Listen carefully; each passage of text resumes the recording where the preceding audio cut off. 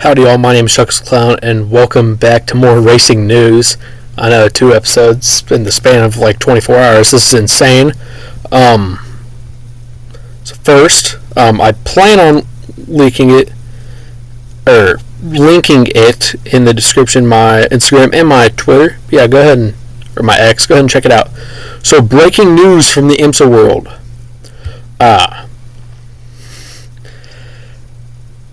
The LMP2 class victor, Tower Motorsports, the number 8 car, has been stripped of its Rolex win due to a technical infraction. That infraction was the skid plate on the bottom, or a plank as they call it in some motorsports, whatever. Just the skid thing had too much wear on it.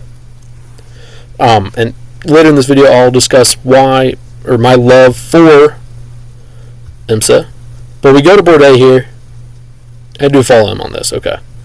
First, I miss this 01 Cadillac so much.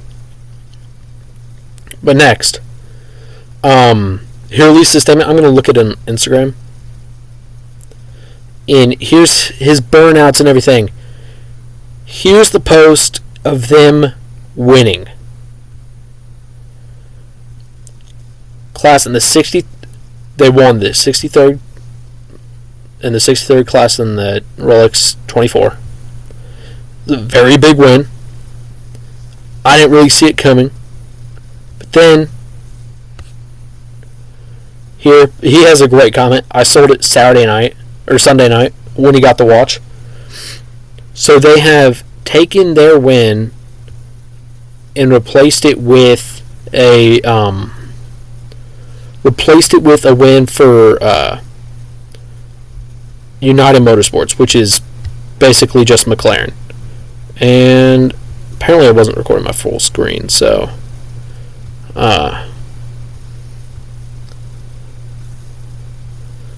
guess we'll just have to do this the old-fashioned way, because it's still recording. So this is semi-embarrassing, I guess. I have it saved, so it's okay. Okay, so we'll start with this. Promoted to the winners at the 26th running of the Rolex 24 Hours at Daytona, the number 22 United Autosports, which this year didn't have a McLaren driver in it, or a McLaren IndyCar driver, but this is just, this is McLaren owned. It isn't even my favorite car, but this is who won. They didn't cross the line first, and yes, in the past we've seen Porsche Penske lose a race to BMW at, I think it was the Glen, a couple years back. It's a thing that we've seen before, but not in the biggest race, not released 4 days, basically by the time that this was released, after completion of the race. And if you go through the comments here, people are hating on it. You see, Rexy Worshipper, that's terrible. Total fans, you didn't win the Daytona 500. People do not like this ruling, but it's a fair ruling. They had a major infraction on the rules. But I'll address what I don't like and what I like about LMP2 after this, and what I do like and don't like about IMSA. This is Sebastian Bourdais, the person who crossed the line first. He was driving the car. He won the race. And here it says, direct quote from Sebastian Bourdais: "Racing can be cool, but governing bodies can be far worse. Tower Motorsports won the Rolex 24 LMP2 class. The rear third dampener that controls the rear ride height failed, allowing the rear to come down too much, subsequently overran the rear skid. In recent memory, IMSA always used common sense when enforcing rules that were breached by technical failure. Unfortunately, not today. I want to thank everyone in the team for their flawless execution and dedication, making them look like cheaters. Makes me sick that they always operate by the book. I sure hope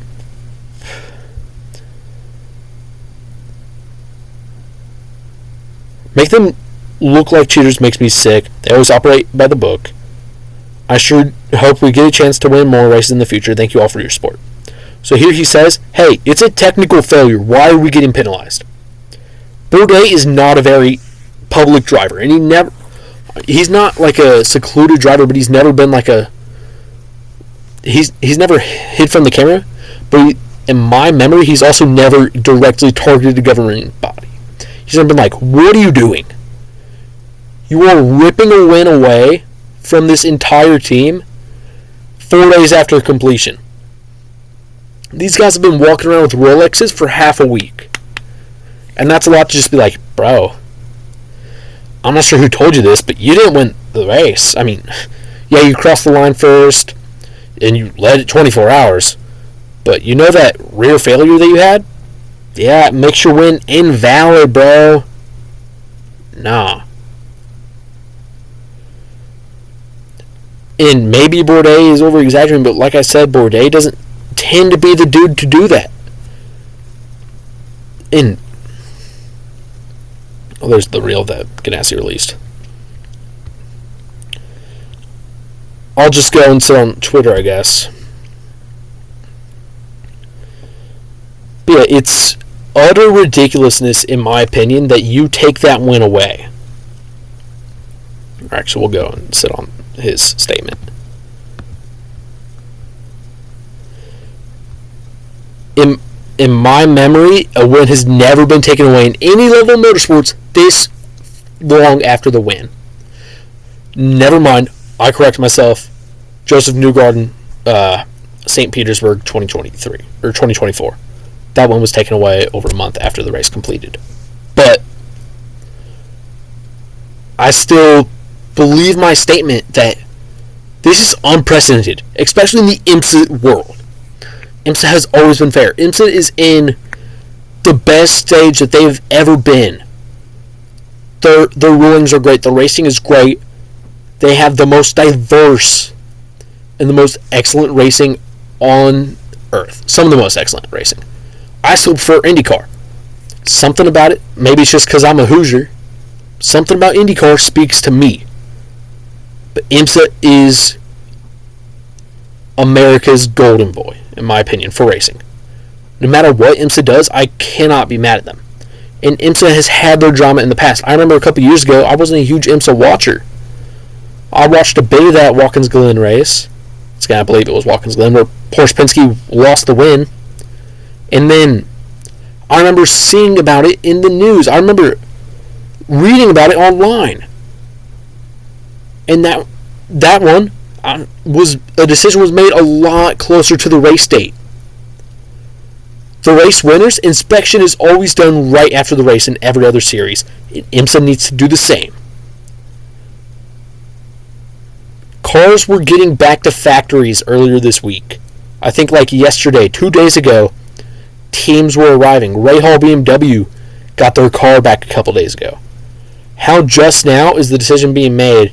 Or are you just now inspecting the LMP2 cars being like, no, out of here. This one is invalid 3 days later. I understand it might take a little bit longer, but you need to scan the winners first. Across to all series, all levels, to make sure these are the winners. Then you do podiums, then you can go by class. Or then you do podiums, top 5s, top 10s, then you sort by class. So that way, we know who finished where. That way these teams are posting this stuff, these accounts that are posting this stuff, is valid and people don't have to correct this, especially the winners. You cross line first, 99.999% of the time, you win. You cross line first in the lead. At the end of the race, on the last lap, you win. 99.99 repeating percent of the time. But in recent memory, this has gotten so much worse. Where I cannot remember a couple year span where across multiple different series where this many drivers were getting wins taken away from them. And like I said, I love IMSA. From a young age, I didn't even know what IMSA was. I just knew those cars don't look alike at all. And they're racing together. I'd catch the 24, I'd catch other races, I'd catch Sebring from time to time when it was on TV or on cable.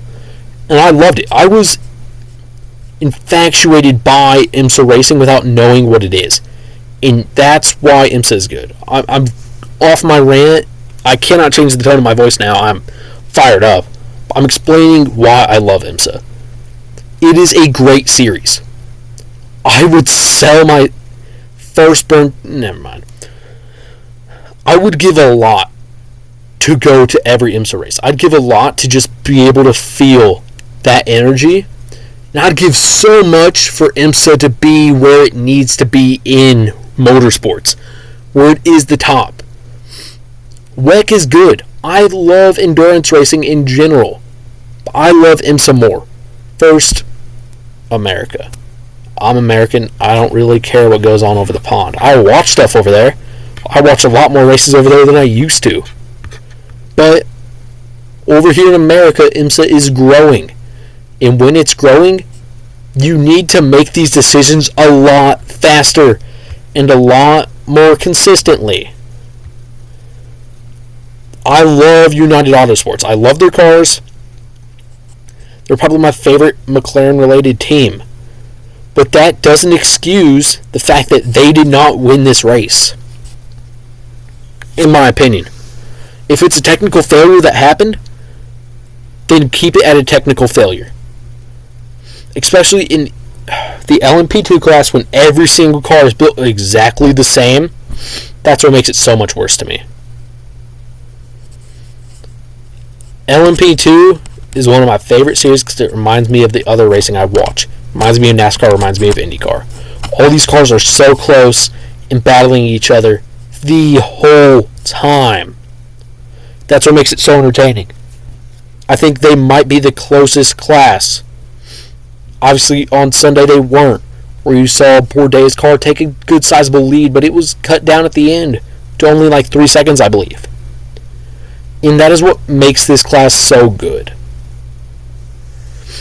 The stock does work, but just like in IndyCar, just like in NASCAR, I'd love to see different body types in there too. I missed last year when there was diversity in the field of that. That's what I like about GTP.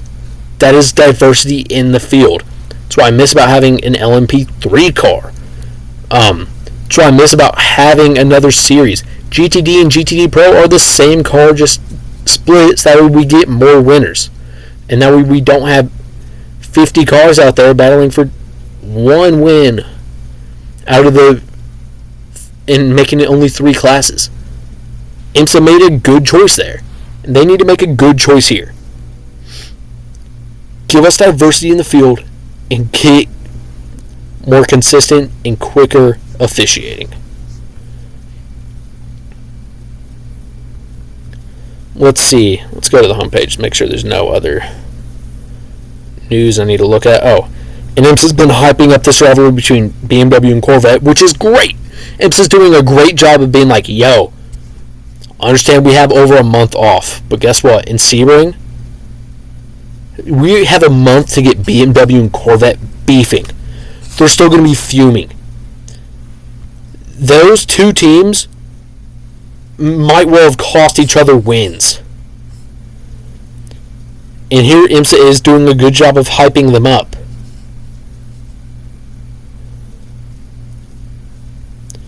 And have they updated this post? No, they have not. So you can see here. Never mind, it was a lot bigger of a win than I thought it was. 44-second win.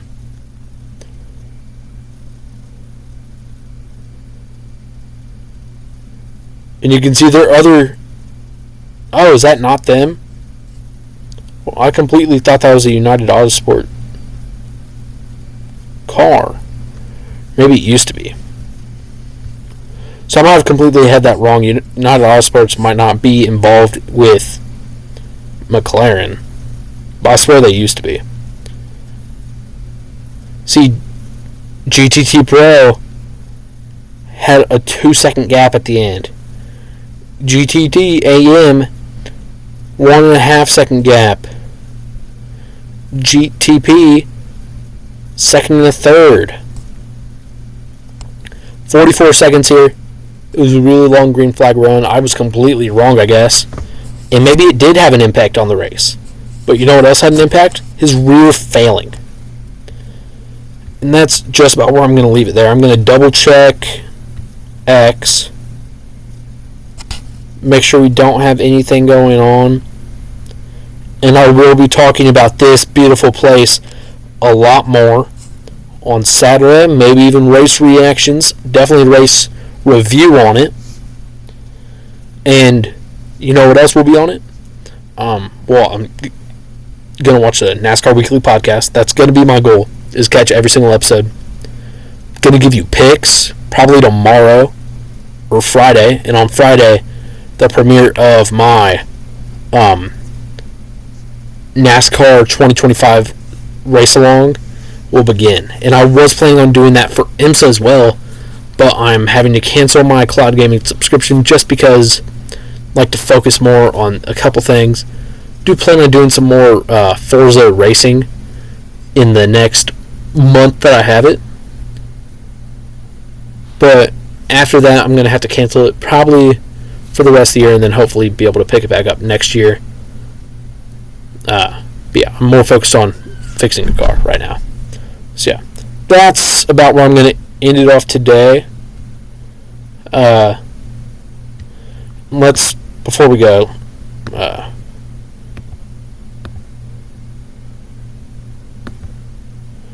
just want to check the comments.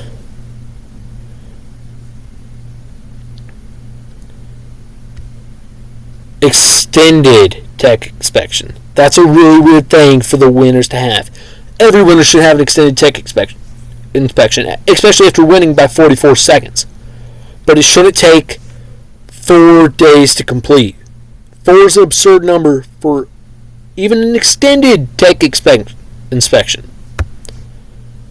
And I don't remember hearing news about it being an extended tech inspection. But what I'm going to end it off on is, first, these beautiful haulers by Trackhouse. But second, their car drops for this week. They just look so beautiful. I love this headlight design. It reminds me of an EV look, and I hope that Chevy stays in NASCAR. And you can see, I expect Trackhouse to be getting a lot more brand deals, and I hope that Busch Light has a lot more schemes this year that look really cool as well. That's where I'm going to end it off here on a bit of a lighter note. Thank you all so much for watching. If you enjoyed, please like and subscribe.